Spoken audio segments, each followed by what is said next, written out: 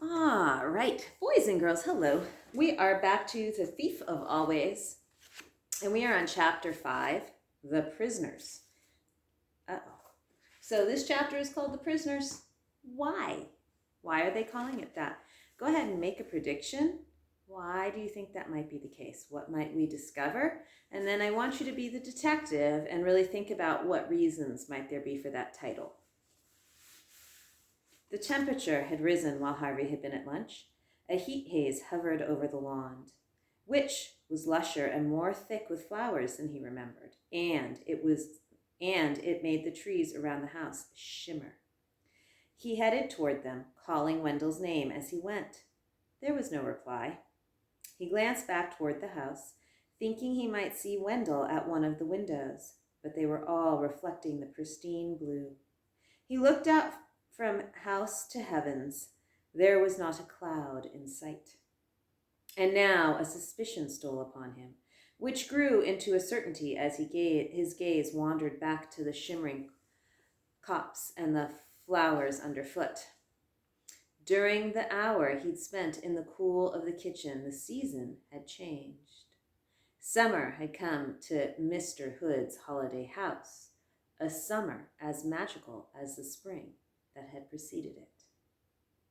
That was why the sky was so faultlessly blue and the birds making such music. The leaf-laden branches were no less content, nor the blossoms in the grass, nor the bees that buzzed from bloom to bloom, gathering the season's bounty. All were in bliss. It would not have been a long season, Harvey guessed. If the spring had been over in a morning, then most likely this perfect summer would not outlast the afternoon. I'd better make the most of it, he thought, and hurried in search of Wendell.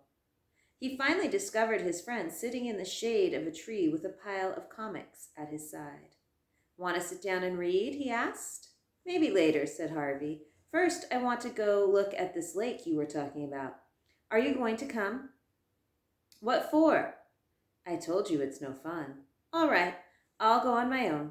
You won't stay long, Wendell remarked, and went back to his reading. Though Harvey had a good idea of the lake's general whereabouts, the bushes on that side of the house were thick and thorny, and it took him several minutes to find a way through them. By the time he caught sight of the lake itself, the sweat on his face and back was clammy, and his arms had been scratched and bloodied by barbs. As Wendell had predicted, the lake wasn't worth the trouble. It was large, so large that the far side was barely visible, but gloomy and dreary, both the lake and the dark stones around it covered with a film of green scum. There was a legion of flies buzzing around in search of something rotten to feed on, and Harvey guessed they'd have no trouble finding a feast. This was a place where dead things belonged. He was about to leave when a movement in the shadows caught his eye. Somebody was standing further along the bank, almost eclipsed by the mesh of thickets. He moved a few places closer to the lake and saw that it was Lulu. She was perched on the slimy stones at the very edge of the water, gazing into their depths. Speaking in a near whisper for fear he'd startle her, Harvey said, "It looks cold." She glanced up at him, her face full of confusion, and then, without a word of reply, turned and bounded away through the bushes. "Wait!" Harvey called, hurrying toward the lake. Lulu had already disappeared, however, leaving the thicket shaking.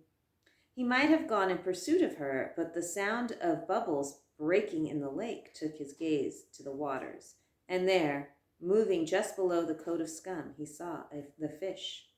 They were almost as large as he was, their scales stained and encrusted, their bulbous eyes turned up toward the surface like the eyes of prisoners in a watery pit.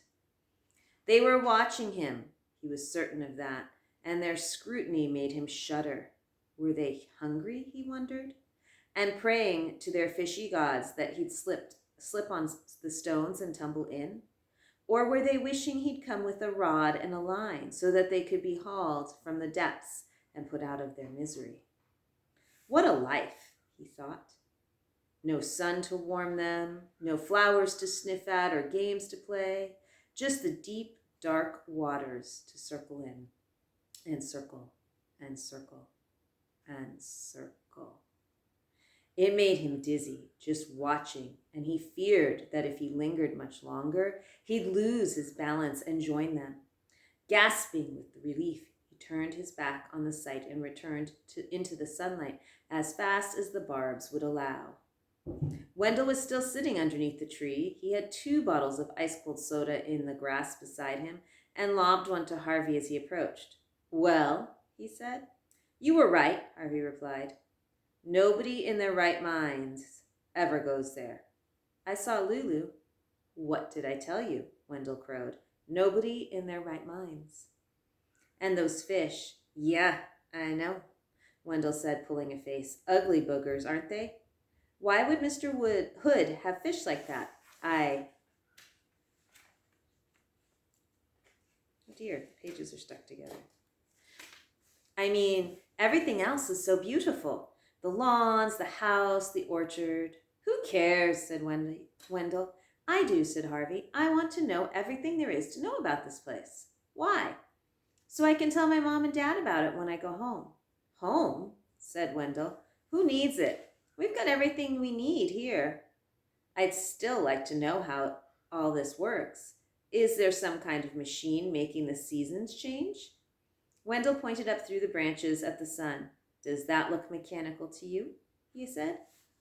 "Don't be a dope, Harvey. This is all real. It's magic, but it's real." "You think so?" It's too hot to think," Wendell replied. "Now sit down and shut up." He tossed a few comics in Harvey's direction. "Look through these. Find yourself a monster for tonight." "What's happening tonight?" "Halloween, of course," Wendell said. "It happens every night."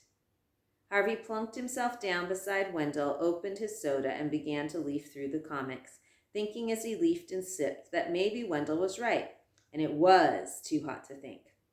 However, this miraculous place worked. It seemed real enough. The sun was hot, the soda was cold, the sky was blue, the grass was green. What more did he need to know? Somewhere in the middle of this musings, he must have dozed off, because he woke with a start to find that the sun was no longer dappling the ground around him, and Wendell was no longer reading at his side. He reached for his soda, but the bottle had fallen over, and the scent of sweet cherry had attracted hundreds of ants. They were crawling over it and into it, many drowning for their greed. As he got to his feet, the first real breeze he'd felt since noon blew, and a leaf, its edges sere, spiraled down to land at his feet. "Autumn," he murmured to himself. Until this morning, standing beneath the creaking boughs, watching the wind shake down the leaves, autumn had always seemed to him the saddest of seasons. It meant that summer was over, and the nights would be growing long and cold. But now, as the drizzle of leaves became a deluge and the pattern of acorns and chestnuts a drumming, he laughed to see and hear it coming. By the time he was out from under the tree, he had leaves in his hair and down his back, and was kicking them up with every racing step. As he reached the porch, the first clouds he'd seen all afternoon crept over the house, and their shadows made the house, which had wavered in the heat of the afternoon like a mirage, suddenly loom dark and solid. "You are real," he said as he stood panting on the porch. "You are, aren't you?" He started to laugh at the foolishness of talking to a house, but the smile went from his face as a voice so soft he was barely certain he heard it said, "What do you think, child?"